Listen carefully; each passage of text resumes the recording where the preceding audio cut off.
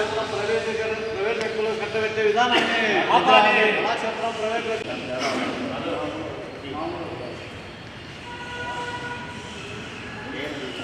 వైఖరి కమిషనర్ వైఖరి అధిగడిస్తాం. కళాక్షేత్రాన్ని ప్రైవేట్ వ్యక్తులుగా కట్టబెట్టే పద్ధతిని అధిగడిస్తాం. ప్రైవేట్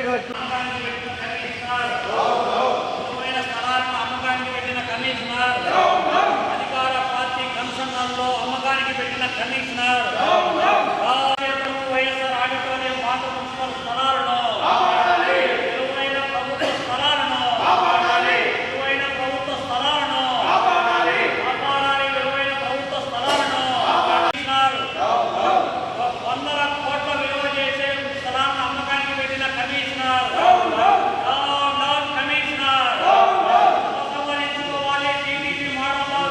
ప్రభుత్వ స్థలాలు ఇచ్చే విధానాన్ని ఉపసంహరించుకోవాలి. కళాక్షేత్రం ప్రైవేటీకరణను కళాక్షేత్రం వైఎస్ఆర్ ఆడిటోరియం ప్రైవేటీకరణను ఆపాలి. ప్రభుత్వ స్థలాలను అమ్మకానికి పెట్టిన పాలకవర్గం వైఖరి పాలకవర్గం వైఖరి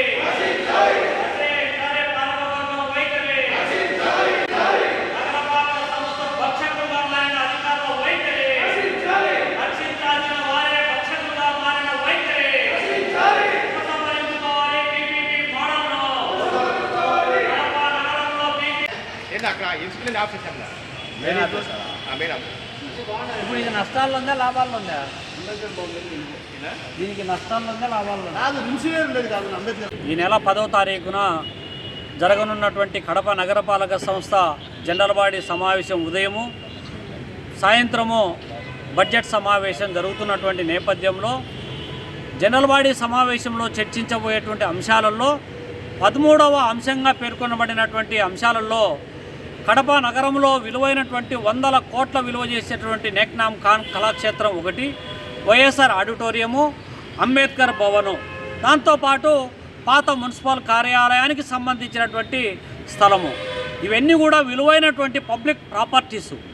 వీటిని ఇవాళ పీపీపీ మోడల్లో ప్రైవేటు వ్యక్తుల కట్టబెట్టి తద్వారా అమ్మకానికి పెట్టాలనేటువంటి ఆలోచన కడప నగరపాలక సంస్థ మేయరు స్వహస్తాలతో ఆమోదంతో బయటకు వచ్చినటువంటి అజెండా అంశాలు. దీన్ని మేము భారత కమ్యూనిస్ట్ పార్టీ తీవ్రంగా ఖండిస్తూ ఉన్నాం, వ్యతిరేకిస్తూ ఉన్నాం.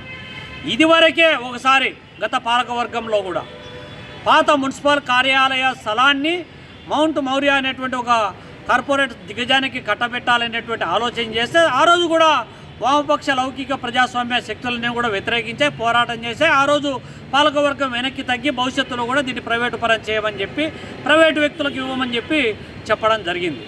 కానీ ఇవాళ పీపీపీ మోడల్లో కడప నగరపాలక సంస్థలో ఉన్న ప్రాపర్టీస్ను ఇవ్వాలని ప్రయత్నం చేస్తారు. ఒకవైపేమో రాష్ట్రంలో మాజీ ముఖ్యమంత్రి వైఎస్ జగన్మోహన్ రెడ్డి గారు పీపీపీ మోడల్కు వ్యతిరేకంగా మెడికల్ కాలేజీల ప్రైవేటీకరణకు వ్యతిరేకంగా గల్లీ నుంచి ఢిల్లీ వరకు పెద్ద ఎత్తున పోరాటం చేస్తూ ఉన్నారు. కానీ ఆ పార్టీకి సంబంధించినటువంటి పాలకవర్గం ఇవాళ కడప నగరపాలక సంస్థలో పాలనలో ఉంది. మరి ఆ పాలనలో ఏలుబడిలో ఉన్నటువంటి పాలకవర్గము మరి వాళ్ళ స్వహస్తాలతో ఇవాళ ఈ పీపీపీ మోడల్ అమలు చేయడం అంటే పైన చెప్పేది ఒకటి, కింద జరిగేది ఇంకొకటి. పోనీ ఒకవేళ మీరేమన్నా అధికార పార్టీ నేతల ఒత్తిళ్లకు తలొగ్గి నగరపాలక సంస్థ కమిషనర్ ఏమైనా ఈ విధమైనటువంటి దుర్మార్గానికి ఆలోచనకు ఒడిగట్టాడంటే మీరు నగరపాలక సంస్థ పాలకవర్గం ఏం చెప్పాలి? వ్రాతపూర్వకంగా మీరు ఫిర్యాదు చేసి అజెండాలో ఈ అంశాన్ని తొలగించాలి అనేటువంటి అంశాన్ని ఎందుకు చెప్పలేకున్నారు?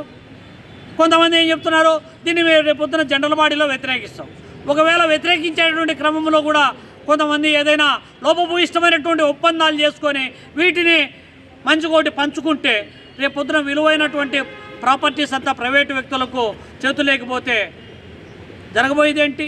ఇప్పటికే జిల్లా పరిషత్ స్థలాలన్నింటినీ కూడా కోట్ల విలువ చేసేటటువంటి స్థలాలలో 1.5 కోటితో కాంప్లెక్స్ కట్టి షాపింగ్ రూములకు లీజులకు ఇస్తామని అంటామంటే 2 ఎకరాల స్థలంలో 1.5 కోటితో ఒక బిల్డింగు ఏమాత్రం నిర్మాణం అవుతుందో మనందరికీ తెలుసు. దీని మాటున అధికార పార్టీ నేతలు కొల్లగొట్టాలనేటువంటి ఇన్సైడ్ ట్రేడింగ్ అనేటువంటిది ఇవాళ రాజ్యం వెళ్తున్నటువంటి నేపథ్యంలో ఈ విధమైనటువంటి దుర్మార్గానికి ఒడిగట్టడాన్ని మేము తీవ్రంగా ఖండిస్తూ ఉన్నాం, వ్యతిరేకిస్తూ ఉన్నాం.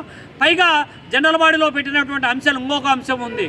ఇంతకుముందు అగ్నిపత్ పేరుతో ఆర్మీ రిక్రూట్మెంట్ జరిగితే దానికి 92 లక్షలు ఖర్చు పెట్టేట్టు లెక్కలు చెప్తా ఉన్నాయి. 92 లక్షలు. కానీ ఇవాళ మున్సిపల్ స్టేడియంలో అగ్నిపత్ నిర్వహించినటువంటి అదే ప్లేస్లో రోజు ఉదయం సాయంత్రం వేల మంది వాకింగ్కి వస్తారు.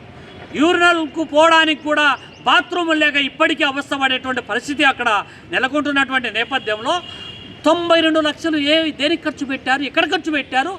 దానికి ఏమో ప్రభుత్వం నుంచి ఇచ్చేటటువంటి 25 లక్షలు అయితే ఇవాళ జనం నుంచి పన్నుల రూపంలో వసూలు చేసినటువంటి జనరల్ ఫండ్ నుంచి 65 లక్షల రూపాయలు కట్టాలని చెప్పి చెల్లించాలని చెప్పి అజెండాలో పెట్టారంటే ఈ సొమ్మంతా కూడా ఏ విధంగా దోపిడీ చేయబడతా ఉందో అర్థమవుతూ ఉంది.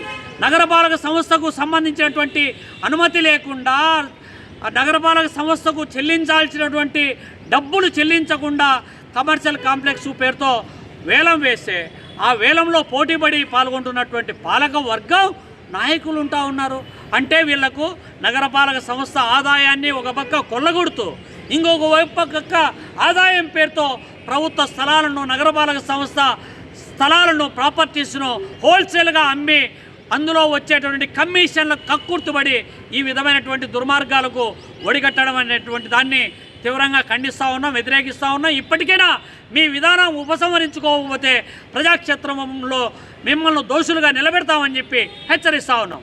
ఈ నెల 10వ తేదీన కడప నగరపాలక సమావేశం జరుగుతున్న సందర్భంగా అజెండాను తయారు చేశారు. ఈ అజెండాలో చేర్చేటువంటి అంశాల్లో కొన్ని ప్రభుత్వ ఆస్తుల్ని ధ్వంసం చేసి ప్రైవేట్ వ్యక్తులకు కట్టబెట్టే అంశాలు ఉన్నాయి. వాటిని వెనక్కి తీసుకోవాలని సిపిఎం పార్టీగా మేము డిమాండ్ చేస్తూ ఉన్నాం. ఎందుకంటే కడప కళాక్షేత్రము, వైఎస్ఆర్ ఆడిటోరియము, పాత మున్సిపల్ ఆఫీసులో ఉన్న స్థలము, అంబేద్కర్ భవనం, ఈ 4ని గత అనేక సంవత్సరాలుగా ప్రజలకు తక్కువ ధరతో సౌకర్యంగా ఉండేటట్టుగా అందరికీ అందుబాటులో ఉండేటట్టుగా వీటిని నిర్మాణం చేపట్టారు. 100 కోట్ల రూపాయల విలువ చేసినటువంటి స్థలాల్ని ఈరోజు అజెండాలో పెట్టి అవి ప్రైవేట్ వ్యక్తులకు కట్టబెట్టే ప్రయత్నాన్ని చేయడం చాలా దుర్మార్గమైనటువంటి విషయం. ప్రభుత్వ ఆస్తుల్ని క్రమక్రమంగా ప్రైవేట్ వ్యక్తులకు కట్టబెట్టే ధోరణిలో భాగంగానే కూటమి ప్రభుత్వం ఇక్కడున్న ఎమ్మెల్యే విచిత్రమైనటువంటి పరిస్థితి ఇక్కడ అమలు చేస్తున్నారు. ఇక్కడేమో మేయరేమో వైసీపీకి సంబంధించినటువంటి పార్టీకి చెందినటువంటి వ్యక్తి, అధికారమేమో తెలుగుదేశం పార్టీ ఉంది. కడప నగరంలో ఉన్న ఈ విచిత్ర పరిస్థితి వైసీపీ టీడీపీ కలిసి ప్రభుత్వ ఆస్తులన్నింటినీ ప్రైవేట్ వ్యక్తులకు కట్టబెట్టి ఆ రకంగా ప్రైవేట్ వ్యక్తుల ఆస్తులను పెంచడానికి ప్రయత్నం చేస్తున్నారు. ఇది ప్రజా ప్రయోజనానికి భిన్నమైనటువంటి అంశం. మేము నగర ప్రజానికానికి విజ్ఞప్తి చేస్తున్నాం. వరుసగా 100 కోట్ల రూపాయలు విలువ చేసే ఆస్తులతో పాటు ప్రజల సంక్షేమం కోసం తక్కువ ధరకు ప్రజలకు వినియోగంలోకి తీసుకురావడానికి, సాంస్కృతిక కార్యక్రమాలు నిర్వహించడానికి వీలుగా ఉపయోగపడేటువంటి ఈ ప్రధానమైనటువంటి ప్రాంతాలని ప్రైవేట్ వ్యక్తులకు కట్టబెట్టే ధోరణిని విరమించుకోవాలని చెప్పి మేము డిమాండ్ చేస్తున్నాం. ఎందుకంటే అనేక సంవత్సరాలుగా కడప ప్రస్తుత బిల్డింగ్ కార్పొరేషన్ ఆఫీసు ఇప్పుడున్నటువంటి పెరుగుతున్న జనాభాకు అనుగుణంగా అది సరిపడే స్థితిలో లేదని చెప్పి చెప్తున్నారు అధికారులు కానీ ప్రభుత్వం కానీ. ఆ ప్రత్యామ్నాయ బిల్డింగ్ నిర్మించడం కోసం పాత మున్సిపల్ కార్యాలయంలో ఏర్పాటు చేయడానికి ఒక నూతన కార్యాలయాన్ని నిర్మించేందుకోసం అవసరమైనటువంటి ప్రతిపాదనలు గతంలో చేసినట్టు ప్రభుత్వం తెలియజేశారు. దాన్ని పక్కన పెట్టి మళ్ళీ ఇప్పుడు ప్రైవేట్ వ్యక్తులకు కట్టబెట్టడం అనేటువంటిది చాలా దుర్మార్గమైన చర్య, అన్యాయమైన చర్య. మేము ప్రజానికానికి ఒకటే చెప్తున్నాం, ప్రభుత్వ రంగ స్థలాలని ప్రైవేట్ వ్యక్తులకి లీజు పేరుతో కట్టబెట్టేటువంటి విధానానికి వ్యతిరేకంగా ప్రజానికం పెద్ద ఎత్తున పోరాటాలకు రావాలి. ఆ రకంగా ప్రజానికంతో కలుపుకొని రానున్న కాలంలో సిపిఎంతో పాటు సిపిఐ ఇతర రాజకీయ పార్టీలు కలుపుకొని ఒక ఐక్య ఉద్యమాన్ని నిర్మించడానికి మేము ప్రయత్నం చేస్తున్నాం. ఈ ఐక్య ఉద్యమంలో ప్రజానికం కూడా భాగస్వాములు కావాలని నగర ప్రజానికానికి మేము పిలుపునిస్తున్నాం.